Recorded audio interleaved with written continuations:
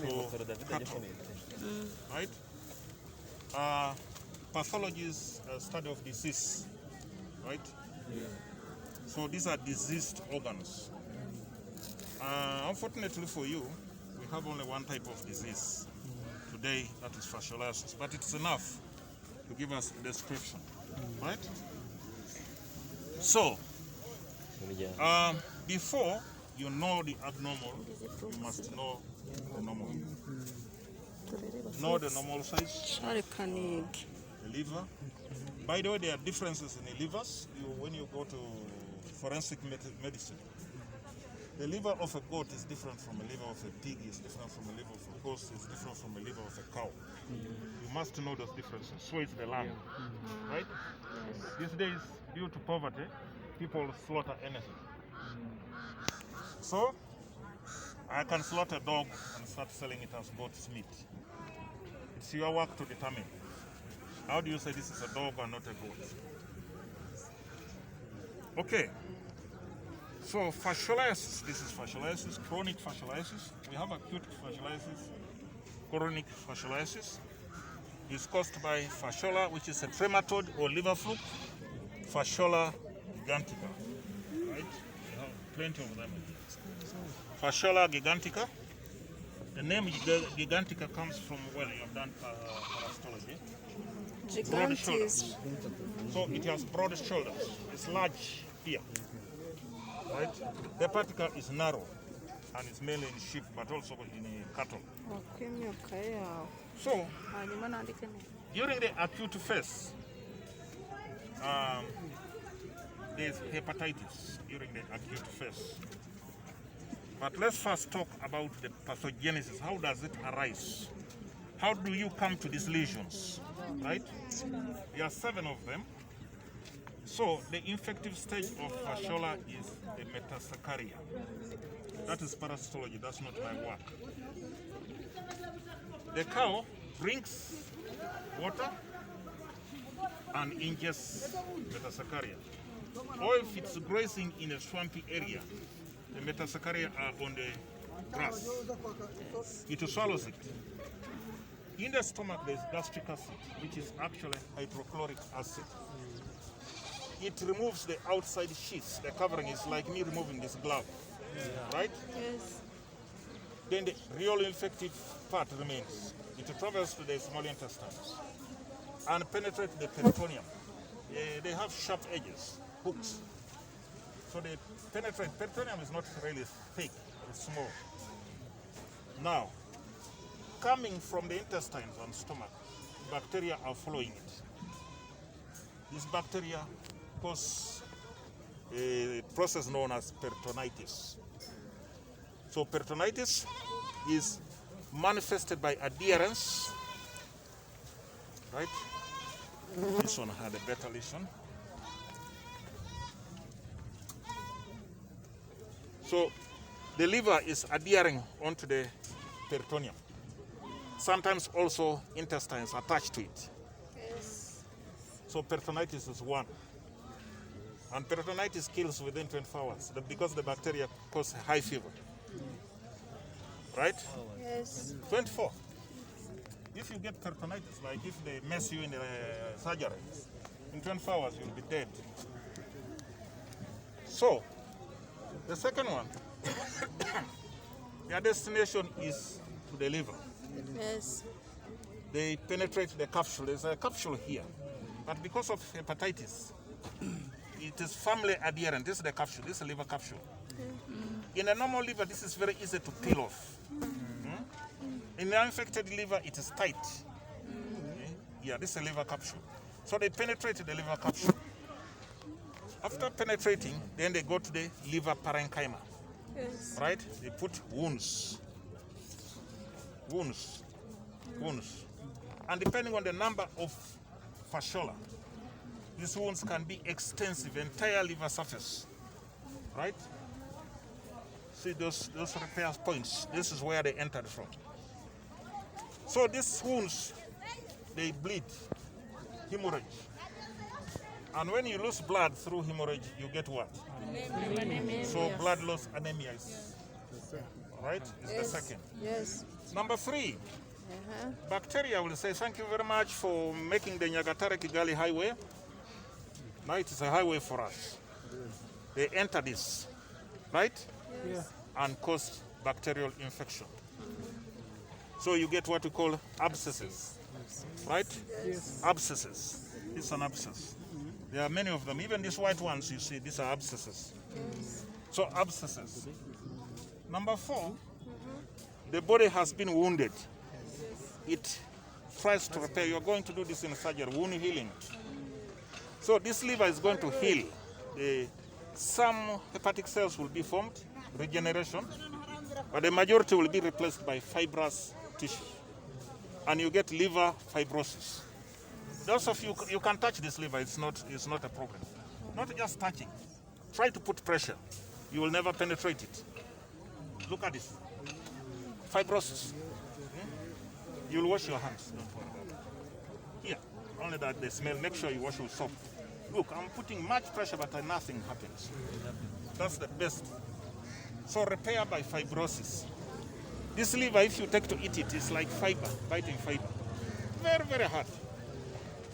Then the destination of this liver flux is the bile ducts. Bile Right? duct, yes. Bile ducts.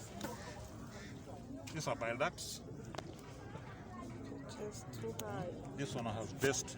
These are bile ducts, Yes. right? These are bile ducts, right? This is where these ones came from. Those flukes. Gigantica. So they enter the bile ducts. That's their final destination, Yes. where they mature from and then reproduce. But when you observe a fasciola, it has spines. Spines. Spines. Those spines are constantly irritating the epithelium of the bile duct, and it becomes hard, right? Yes. It becomes hard, very, very hard. The bile duct is not supposed to be hard. It's just a small fibrous tube, right? Yes. But when it has fasciola, it becomes hard.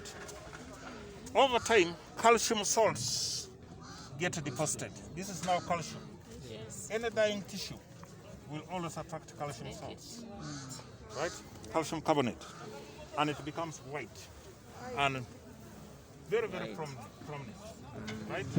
Yes. Very, very prominent, right? Then number 6 or number 5, whatever, Number 5. this fasciola Yes. can block the bile ducts so that now the bile does not go into the duodenum, right? Causing obstructive jaundice. So the liver will be yellow, the lungs will be yellow, the cartilages, the mucous membranes, the vulva, the eyes will be yellow. Obstructive jaundice. And of course, digestion of lipids will be affected. Yes. So lipids will not be digested. The animal is not able to get energy from lipids. See that? So those are the 6-7 pathological affections due to fasciola. Now the livers also have other problems common in this abattoir on any other.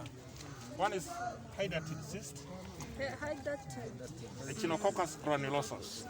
So you have to palpate the liver. You might see it swollen like this, or sometimes it's under, like it could be under there. So you have to cut it, right? It's a fluid-filled cyst. Yes. Sometimes it's so visible, so big. Sometimes it's under. It varies, depending on the restriction it gets. So hydatid cyst, abscesses, right? Yes. Tuberculosis. When you have tuberculosis, it can also be on the liver. The first organ for tuberculosis is the lung, Yes. then the heart, the liver, and then other places. Right? So you can get tubercles here. They look like abscesses, right? It's nothing but mycobacteria surrounded by a capsule, and then dead cells, dead white blood cells, and then deposition of calcium, so that it looks like cheese. Cheese is yellowish and the whitish yellowish and thick, right? Yes. So tuberculosis, you get it on this. hydatid, right? There are other smaller problems like telangiectasis, the purple color, right? Those ones are not as big as a problem. We are going to do that in meat inspection, don't worry. I just wanted you to see lesions, right? So, here is the lung, right? Yes. The lung, the size is normal, but it has regions of pneumonic regions, pneumonia, at the bases, right? I think that's why they condemned it, right? Otherwise, it's supposed to be pale, spongy. Also in the lung, you'll get tuberculosis and hydatid cyst. East Coast fever. In East Coast fever, you see it froth, like omo here. Then a chemotic hemorrhages, right? Froth and a chemotic hemorrhages in East Coast fever. Then in CBPP, this lung will be as big as the liver. That's why it gets the name. So the lungs will be hepatized, as thick as this. Instead of being spongy, they become like meat in CBPP. So those are the important and common problems you get in the lungs: CBPP, abscesses, East Coast fever, tuberculosis, hydatid cyst, right? Yes. Also migratory worms, Ichthyococcus. They migrate and then they cause frothing in the lungs. So those are the lesions we have. You can only appreciate these lesions if you know the normal. For example, this is not the normal color and size of hepatic lymph nodes.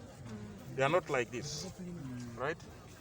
So you need to know, acquaint yourself how a normal lymph node looks like, the size and the appearance, right? Any questions? Teacher, you told us about this fasciolasis.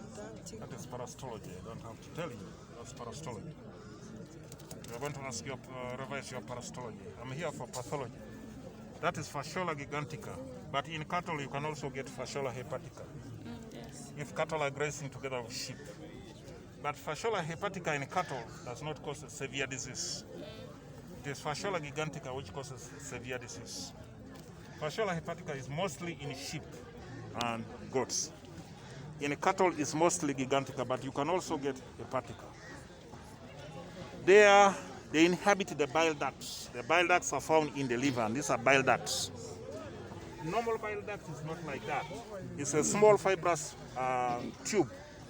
But when these fasciola have stayed there for a long time, they cause a epithelium of the bile duct to hypertrophy and to keratinize. Then there's a deposition of calcium. The deposition of calcium is the one that makes them prominent and white, like that. So it's in the bile ducts where they lay, they are tromatodes. So they lay eggs, and those eggs flow through the bile duct into the duodenum, from the duodenum, ileum, up to the anus and to the feces, into the pastures and water. So this is their resting place, their place of abode, bile ducts. Any other question? How you differentiate liver abscess from the liver tuberculosis? You cut. An abscess you see pass. The tubercle is gritty. It's like you are cutting through some sand and it's creamy and